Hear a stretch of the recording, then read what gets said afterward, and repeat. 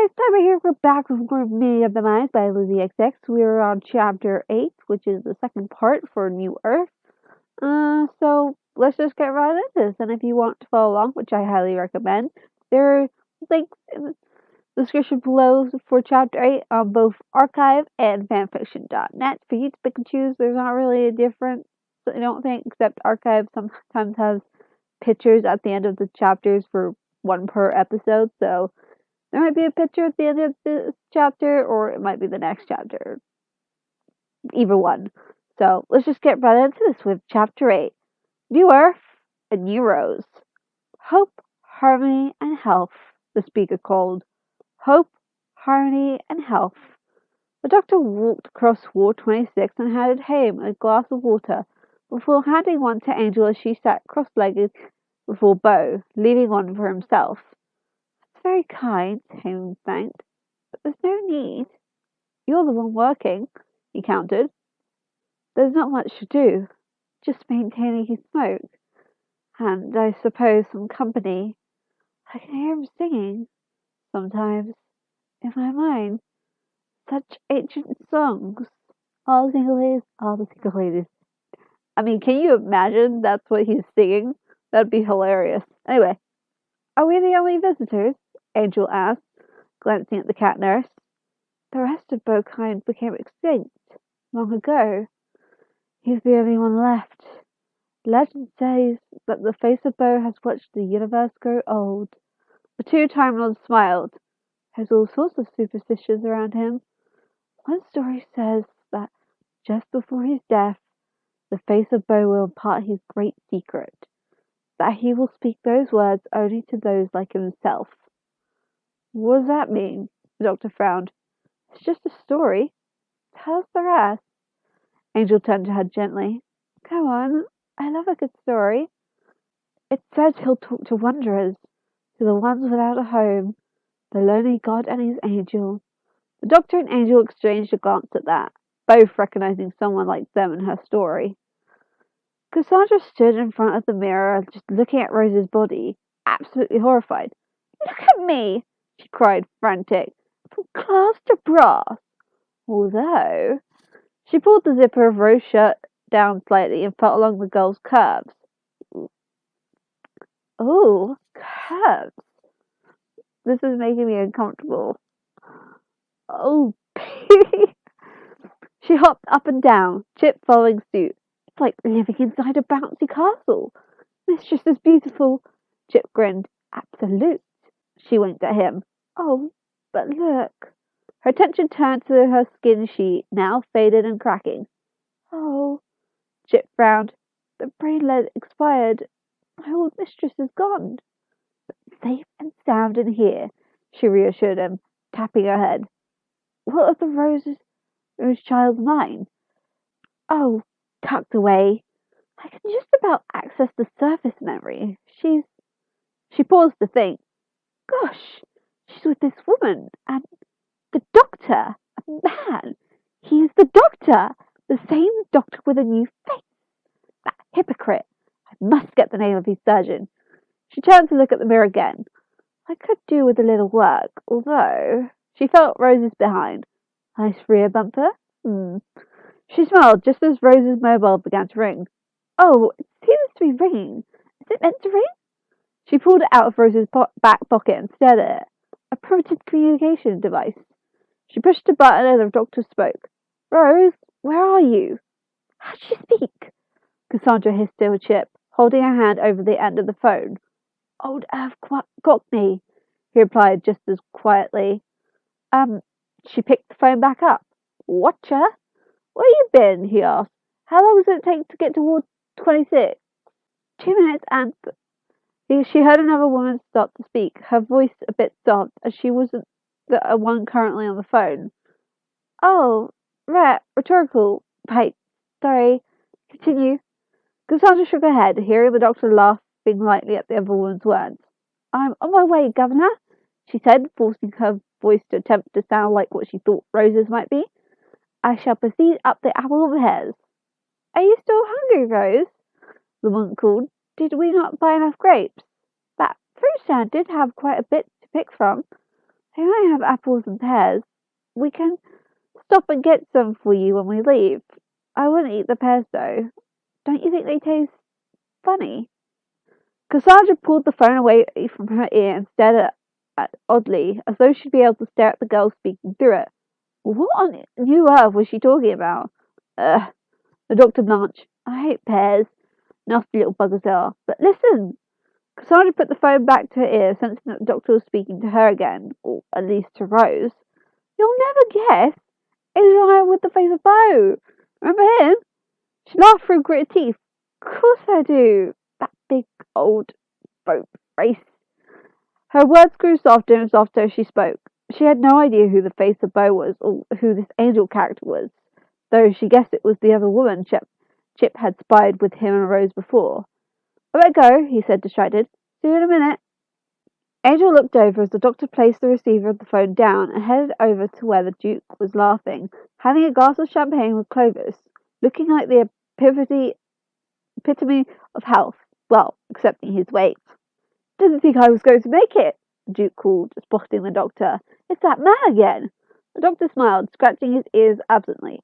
"He's my good luck charm. Come in. Don't be shy. Any friendship expressed by the Duke of Manhattan does not constitute a form of legal contract," Clovis informed him. He nodded. "Winch me up," the Duke commanded, giving the doctor a thumbs up. Clovis pressed a button on a remote and the bed started tilting up. "Ah! Look at me! No signs of infection. Champagne, sir." A waiter approached him. "No, thanks." The doctor waved him off. You had petrified regression, right?" "Had" being the operative word, Duke shouted gleefully. "Past tense. Completely cured." "But that's impossible. Primitive species would accuse us of magic." An older cat nurse approached. "But it's merely the tender application of science." "How on earth did you cure him?" The doctor looked at her. "How on new earth, you might say." She smiled. He nodded at the drip hanging beside the Duke's bed, connected to his arm, feeding the fluid into him. "What's in that solution?" "A simple remedy." "Then tell me what it is." "I'm sorry. Patient confidentiality. I don't believe we've met. My name is Matron Cass. I'm a doctor. I think you'll find that we're the doctors here." "Matron Cass, you're needed in intensive care," Jack called, approaching them.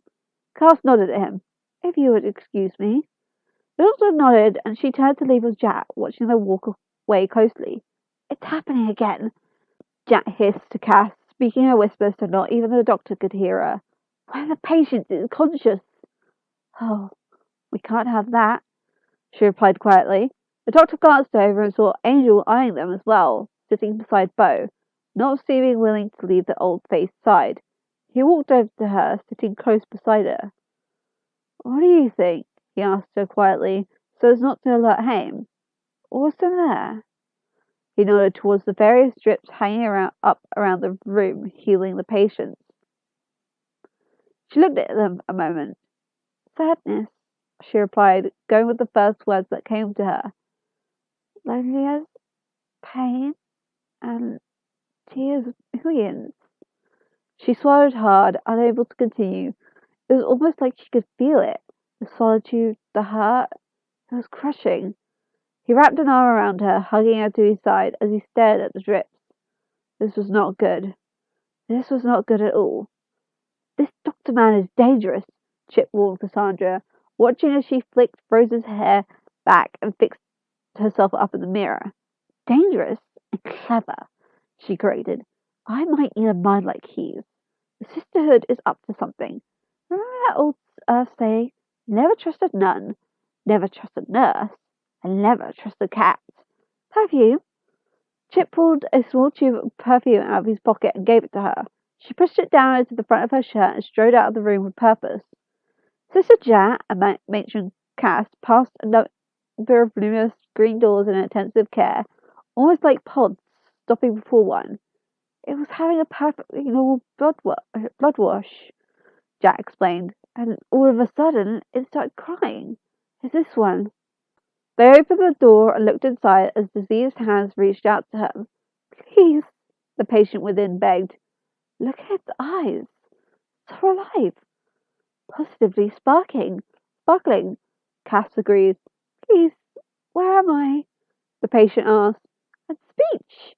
How can it even have a vocabulary? Sister Corvin's written a thesis on the migration of sentience, Jack said. She calls it the echo of life. It's well worth the read. Help me, the patient begged. I've seen enough, thank you. Cass grimaced, disgusted, as they shut the door and walked away. If this happens again, we might have to review our brainstem policy. And what should we do with the patient? Jack asked. Standard procedure, she said dismissively. Incinerate. Jack pulled a lever on the wall, ignoring the terrible scream from the patient's cell as it glowed white, before turning to leave. Cassandra walked onto Ward 26, still smoothing down Rose's hair, when she spotted the doctor and another blonde woman standing near a drip of a patient next to a large face in a tank, examining it. The doctor wearing a pair of brainy specs, his arm moving around Angel when the girl shivered. She smiled, though, when Angel looked up and noticed her, nudging the doctor. There you are, the doctor called, jogging over to her. Come and look at this patient. He took her arm and led her to a patient with red skin. Macaroni disease. He pulled off his glasses. Should take years to recover. 2 days. I've never seen anything like it. They've invented a cell washing cascade. It's amazing. The medical science is way advanced. And this one. He pulled her to another one where the man had white skin. Paradocrosis kills you in 10 minutes, and he's fine. He waved cheerily at the patient before turning around. I need to find a terminal. I've got to see how they do this. They turned and walked off, Angel frowning at Rose from behind her. She was walking rather oddly, because if they got the best medicine in the world, then why is it such a secret? The doctor wondered. I can't Adam and Eve it. Cassandra stopped. Doctor! Angel called suddenly, startling him into turning around, seeing her standing there with wide, frightened eyes. What is it? He asked her quickly, worried that something had harmed her. Something's wrong with the TARDIS. He blinked. What do you mean? He shook his head. The TARDIS was fine when we landed, and you're okay, she cut in. And even if you weren't, I'm okay. The TARDIS should be working just fine, translating everything. She looked at him as though he should be seeing what she was saying. He just blinked again. It is translating, isn't it? Angel shook her head and stepped closer to him. I can't understand a word she's saying, she whispered to him, nodding over at the blonde woman beside them. She's not speaking English. She shook her head. It's like she's speaking Welsh or something. Seriously, the only thing she managed to gather since the doctor had managed to call Rose's mobile had been the words apples and pears. Everything else made no sense to her. But then again, it hadn't been that she wanted to eat apples and pears, but that she was going to go up the apples and pears. She shook her head. Nope. Now she was certain she didn't understand anything. The doctor gave a little chuckle. The TARDIS is working just fine, he reassured her. Trust me, as hard as it may be to believe, that is actually English. But then he gave a little more thought to it and turned to his companion. What is with the voice, though? He looked at her, confused. Oh, I don't know. Cassandra sighed, looking at him. Just larking about? You were? You mean? She eyed him intently. Well, I can talk, he grinned. You doctor? She nodded. Aren't you just? And then, very suddenly, he pulled his face towards her and planted a large kiss right on his lips. Angel's eyes widened in shock at the sudden and very uncharacteristic move. When Cassandra finally pulled away, he looked very shocked and she was slightly breathless. Turn us this way, she breathed, walking off. The doctor blinked before rounding to face Angel, who turned to look at Cassandra, frowning. His heart was beating in his chest at the thought of what Angel might be feeling about that kiss. He just asked her to agree to be his mate and then kissed another woman in front of her. Mind you, she had kissed him, but still, if this destroyed the chance he had with Angel, he honestly didn't know what he would do. He never felt this way about any woman before. Just the thought that he might lose Angel because of this, it terrified him. I'm sorry, he said frantically, speaking very fast. It was too sudden. That's not Rose. Angel cut in, speaking very quietly, her gaze still trained on Cassandra. He looked at Cassandra and back at her, then back at Cassandra before settling his gaze on Angel once more. I'm sorry. I'm so sorry. Angel, I didn't mean to. I know. She looked up at him, taking his hand. She could tell that he honestly did not intend for the kiss to happen. His reaction alone told her he hadn't enjoyed it and hadn't wanted it to happen at all. I don't blame you. That was rather unexpected, wasn't it? Yeah, he breathed, still watching her carefully. If she was trying to cover up her feelings, she leaned forward and gave him a small peck on the cheek, assuaging his fears. Come on, she tugged him in the direction Cassandra had gone, but he tugged her back to him. She turned, looking up at him curiously as he just stared at her with an intense look in his eyes. He reached out, gently cupping her cheek before he leaned in and kissed her tenderly, needing to do this to relieve his own guilt at what had happened. He'd been kissed by another woman. Another woman had left her impression on his lips, and that wouldn't do. The only one he wanted kissing him was Angel. He needed this. He needed to cover that impression up, place it with one he welcomed, and he rather enjoyed kissing her too. Angel smiled as they pulled away, the doctor resting his forehead to hers a moment. We really do need to find out what's wrong with her, she murmured quietly. She was worried. Rose wasn't acting like Rose, and if something was wrong with Rose, well, she wanted to help. He nodded against her forehead and squeezed her hand, still held in his other hand, before stepping back and leading her off after the wayward human. Angel smiled with rain, though, knowing what the kiss had meant to the doctor, and why he'd done it. She couldn't understand humans, try as she might, but even as being as awkward as she was, she always managed to understand him. Maybe not his words, but his intentions, his thoughts, his feelings. Just him. She had noticed the sort of bond that Rose and the doctor shared when they first met, but as time went on, she and the doctor had spent more time together, just talking of home, bonding over their shared pain and loss in the war. After Rose had tried to save her father was when she really started to notice a divide between Rose and the doctor, a sort of drifting. They were still very good friends, but that small something that they had, that bond that could have led to something more, had diminished. It was almost as though before that the doctor hadn't truly seen Rose as a human with all their faults, especially after how quickly he dismissed Adam. But seeing Rose break almost every rule and all for very human purposes, he seemed to realize she was in fact human, prone to and vulnerable to their temptations and limitations. Near the end, she seen Rose and the doctor's bond morph into one of deep friendship, and what Rose had just done was not like her at all. They caught up with her at a terminal, the girl having already brought up the details of the hospital on the screen. No, the doctor said, giving it the once over. Nothing odd. Surgery, post-op, nanodentistry, no sign of a shop. They should have a shop. No, it is missing something, Angel remarked as Marge returned to take a closer look. She could feel it. There was something out of place here. When I was downstairs, those nurses slash cats slash nuns were talking about intensive care, Cassandra said. Where is it? You're right, the doctor blinked, seeing that it wasn't on the details. Well done. Why would they hide the whole department? Cassandra asked. The doctor pulled out the sonic and flashed the screen. It's got to be somewhere. Search the subframe. What if the subframe's locked? Try the installation protocol.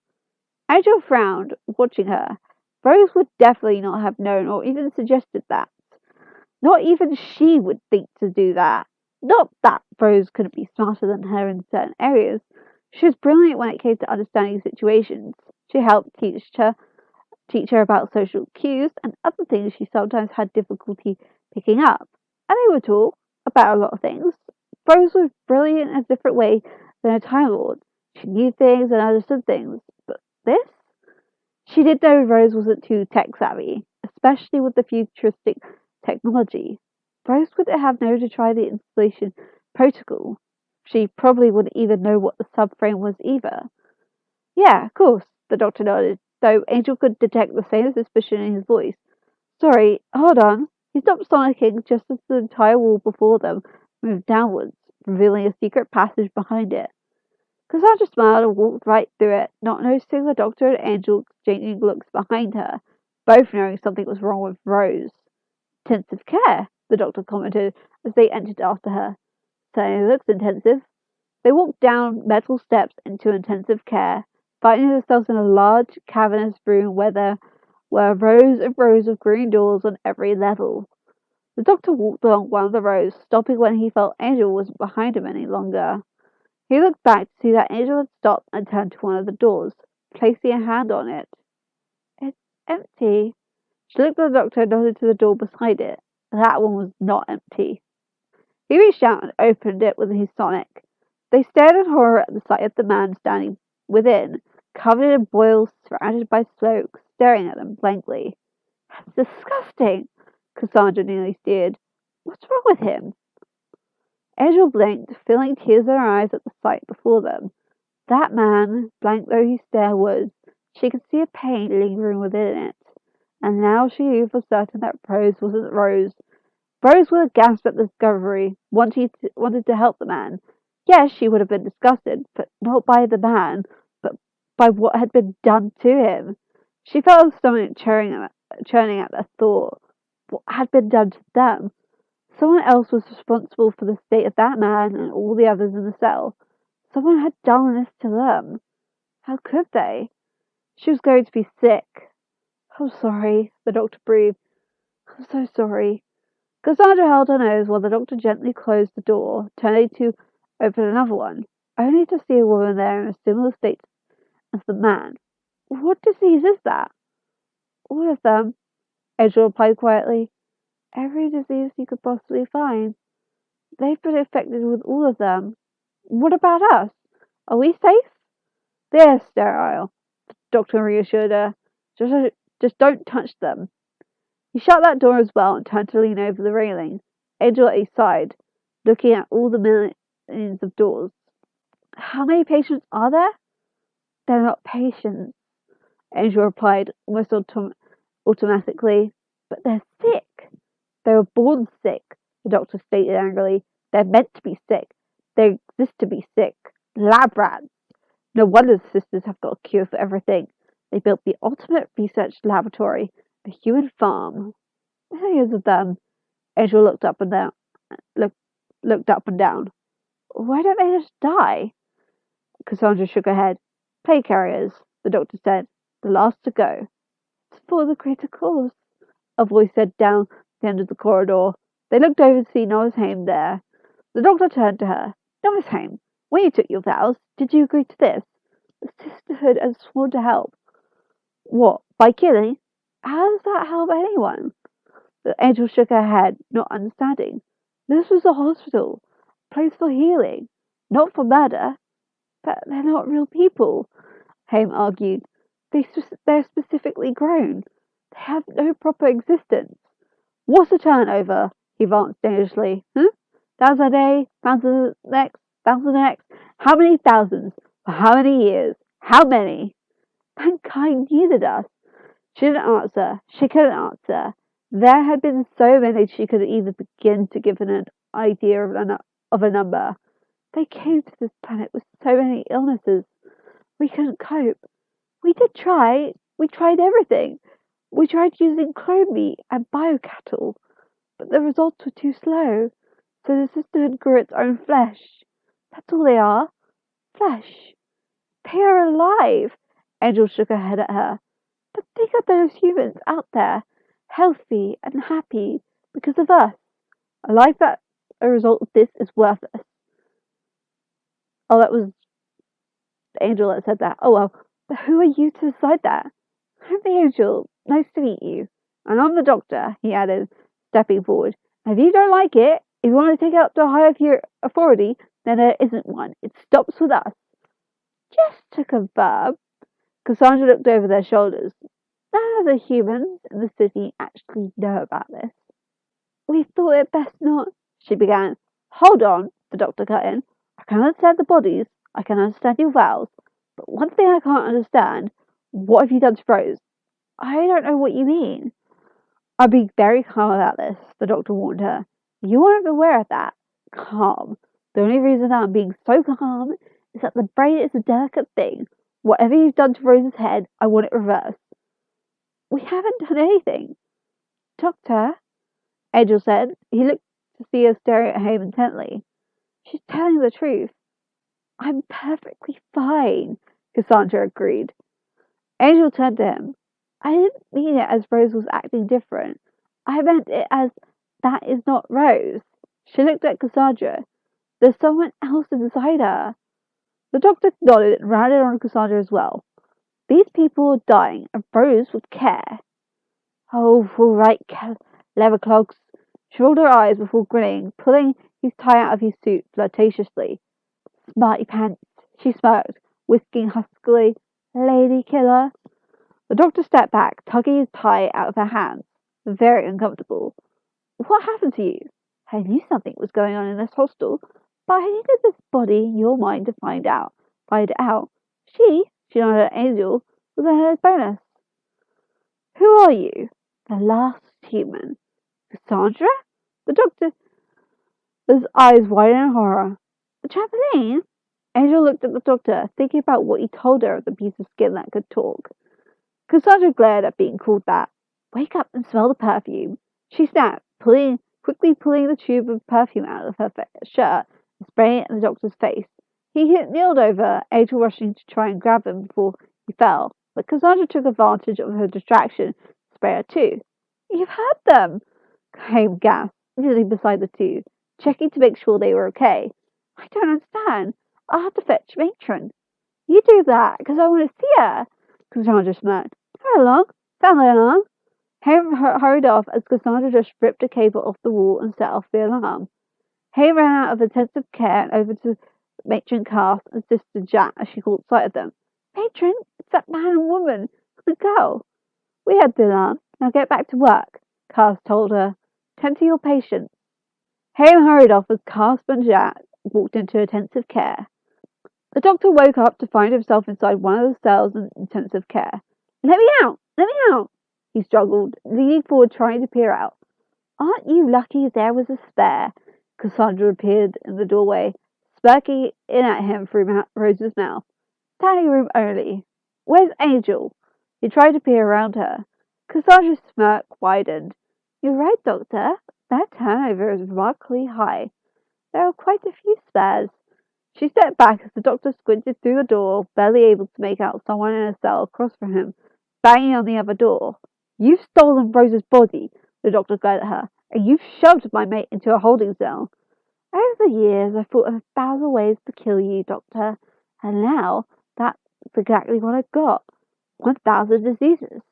They pump the patients with a top-up every 3 minutes. You and your mate got about 3 minutes left. Enjoy. Just let them go, Cassandra. Let Rose and Angel go. I'll let Rose go as soon as I found someone younger and less common.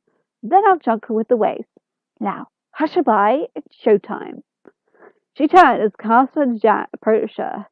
Anything we can do to help? Jack asked. Straight to the point, Whiskers, Cassandra smirked. I want money. The sisterhood is a charity, Cass replied dryly. We don't give money. We only accept. The humans across the water pay you a fortune, and that's exactly what I need. A one-off payment. That's all I want. Oh, and perhaps a yacht, in return for which I shall tell the city nothing of your institutional murder. Is that a deal? Jack pressed a button on her control as Cass grinned. I'm afraid not. I'd really advise you to think about this. There's no need. I have to decline. I'll tell them, and you've got no way of stopping me. You're not exactly nuns with guns. You're not even armed. Who needs arms when we have claws? Cass raised her hand and claws shot out of her paws as she hissed menacingly. Oh, nice try, Cassandra remarked, spinning around to call Chip, who was waiting behind her. Chip, plan B. Chip pulled a lever beside him and every cell door on the row opened. The doctor shot out of his cell and over to Angel as she stumbled out of hers, sticking her head into his hands, looking at her, making sure she was all right before spinning to Cassandra. What have you done? Gave the system a shot of adrenaline. Adrenaline? Just wake her up, Cassandra shouted back. See ya! She took off down the hall, jumping out of the way of the infected. Don't touch them, the doctor called after her, looking back at the nurses. Whatever you do, don't touch. He took Angel's hand and the two ran after Cassandra and Chip, the infected swarming around Jack and Cass. I think we should have withdrawn, Jack remarked. We understood what you did to us, one of the affected men said. It's part of the machine. We know the machine. Fascinating. Cass backed away. It's actually constructed an argument, and we will end it. The man finished before punching his hand into the electrocuting himself, but causing every single door in intensive care to open. Cassandra screamed as she, the doctor, Angel, and Chip ran for their lives along the row. The infected starting to leave their cells. They're free! Jack cried, looking over the railing. By the goddess Centuria, the flesh is free! The infected staggered slowly towards them, muttering, Stop the pain, reaching out to them. Jack found herself back against the wall as one of them touched her face. She immediately broke out into boils, screaming in pain as she collapsed, dead.